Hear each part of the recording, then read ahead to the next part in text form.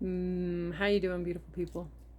Making mistakes, part one. So actually, this will be a little bit of a two-parter because I have a tendency to save up information and then kind of let all on one video. Um, but I've just guess I've recently had a lot of epiphanies lately. So one is I know maybe some of you've been watching, but I recently had to take my cat to the holistic vet. Found out she's going to need like $19 worth of dental extractions because of cavities. The vet did say that these have a tendency to be a more on the genetic side, that she could have a genetic predisposition to them. But I also know deep down in my heart, because the other reason I had the vet out was because she was getting really, really itchy. Her coat looked like crap. It was just like oily and dandruffy, and she was always itching. And so I had the vet out and started working on her food and nutrition.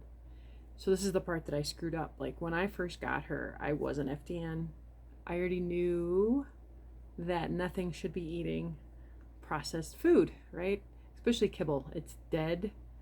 It's typically toxic. It's got, the type of meat that it comes from, like it's just horrible, horrible, dead crap. Inflammatory, very inflammatory. Causes leaky gut.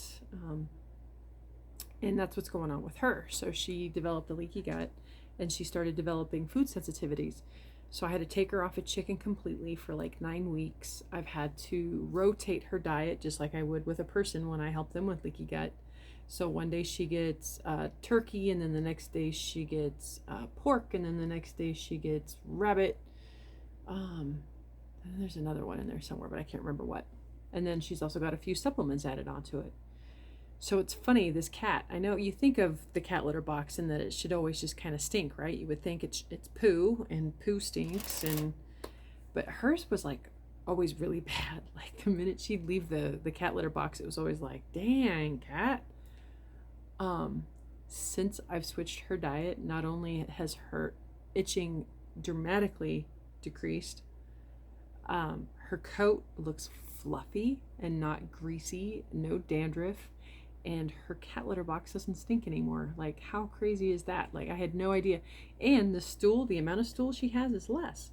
So think about it. If you're feeding them garbage in, garbage out, right?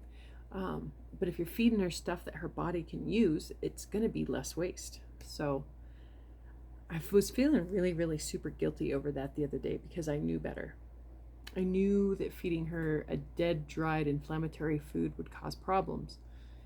And that's just what we've always done. And that's what a lot of people do. And it's more convenient and it's less expensive. And then she started to become a picky eater. And I tried switching over her diet a few times to no avail.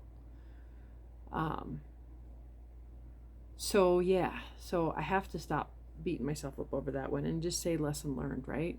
We're all humans. We all make mistakes, even if we know better. I messed up number 2. So thank God that I'm an FDN and I have access to these labs and that I can keep tab on my hormones, because I let them take out my uterus last year. And I'm still kind of kicking myself in the ass for that one. They said, oh, you still have your ovaries, so you'll be fine. I just had a Dutch hormone test done on myself recently, and it showed that all my hormones were flatlined. So I'm 43 years old, so I'm going to be testing and retesting these hormones and tweaking accordingly for a very long time, especially if I continue to live a more higher stress type of lifestyle, which wreaks havoc on your hormones. So I was kind of beating myself up a little the other day for that. I still can't believe I wasn't ready to step back into this world again. I honestly didn't think that I would. I thought it would be too expensive. The last time I did this, I caught so much crap from my ex-husband, for the amount of money I was spending on getting myself well, the amount of time that it took, just everything. And I didn't think that it'd be well received again. And so I never thought I'd step back into this again. And not only is it well received, but the support that I get from Jim is absolutely incredible. And he's part of the reason why I've been so successful this time around. But yeah, sometimes I kind of kick myself in the butt, wishing that I wouldn't have let them take my uterus. The endometriosis was so bad, and I actually had one ovary that was glued downward on my uterus, and the pain, and I was severely anemic, which has all gotten better since then.